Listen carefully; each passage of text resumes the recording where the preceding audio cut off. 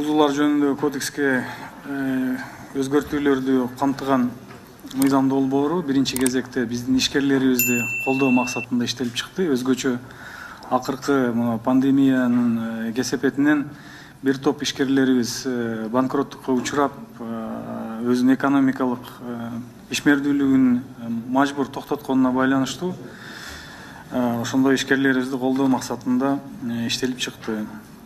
Эгерде статистиканы карай турган болсок, салык кызматынын маалыматына ылайык 2019 жылдын 1-январына карата салык инспекциясынын салыктык эсебинде 115.957 юридикалык жак бар экен. 350.232 жеке ишкер, анын ичинде патенттин негизинде иш алып барган ишкерлер катталган. Ал эми юридикалык жактардын ичинен 60.885 отчеттуулукту такыр тапшырбай келет.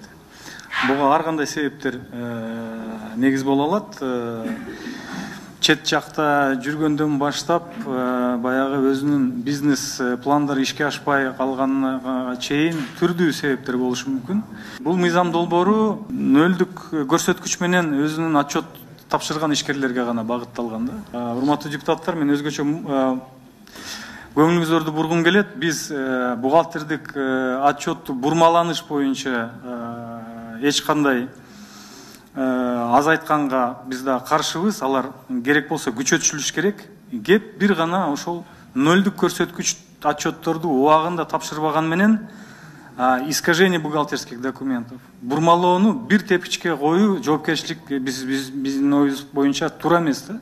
Ошондуктан нөлдүк көрсөткүч менен тапшырылып аткан ишкерлерди колдоо максатында биз ошол штрафтарды кескин түрдө азайтууну багыттап жазып атабыз. Буга дагы бир мындай жүйөлүү себеп, ар кандай себептер менен өзүнүн экономикалык ишмердүүлүгүн токтотуп койгон убактынча ишкерлерибиз ошол нөлдүк көрсөткүч менен отчетту тапшырыш үчүн дагы бухгалтер жалдап ага айлык төлөгөнгө мажбур болуп атат. Бул да кошумча ыңгайсыздык. Ошондуктан, урматтуу депутаттар, жеке жактар үчүн 3000 сом жана юридикалык жактар үчүн 13000 сомдун ордуна жеке жактар үчүн 1000 сом жана юридикалык жактар үчүн 5000 сом деген сунуш. Экинчиси, бузуулар жөнүндө кодекстин 242 беренесинде социалдык камсыздандыруу менен байланышкан нөлдүк көрсөткүчү бар эсептик ведомости белгилеген мөөнөттө бербөө үчүн жоопкерчилигин караган 2 бөлүк менен толуктоо сунуш кылынат. Жеке жана юридикалык жактар үчүн 1000 сом, мында юридикалык жактар үчүн айыппулдун өлчөмү 5000 сомдун ордуна 1000 сомго чейин төмөндөлүшү сунушталып жатат. Мындан тышкары, бузуулар жөнүндө кодекстин 217 беренесинин 2 бөлүгү пайданы, кирешени же салык салуунун башка объекттерин жашыруудан, азайтуудан билинген салык салуудан качуу деген жоопкерчилик каралган. Бул 4-категория категория айыппул салуу менен каралат. Жеке жактар үчүн 7,5 сом, ал эми юридикалык жактар үчүн 23 000 сом. Урматтуу депутаттар, 23 000 сом туура, балким бул деле аздыр. Бирок Казакстан менен Россиянын тажрыйбасын карай турган болсок, ошол өзүнүн пайдасы, прибыли жөнүндөгү маалыматты салык инспектору аныктагандан кийин 10 күндүк мөөнөт берет. В добровольном порядке ошону оңдоп койгонго. Эгер 10 күндүн ичинде ошону оңдобосо, анда ошол айыппулдар салынат.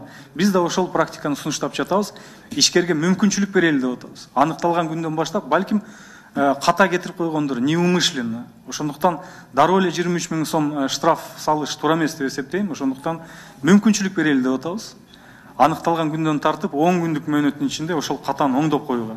Анан болбосо, анда ошол 23 000 сом штраф салынсын деген сунуш киргизип жатабыз.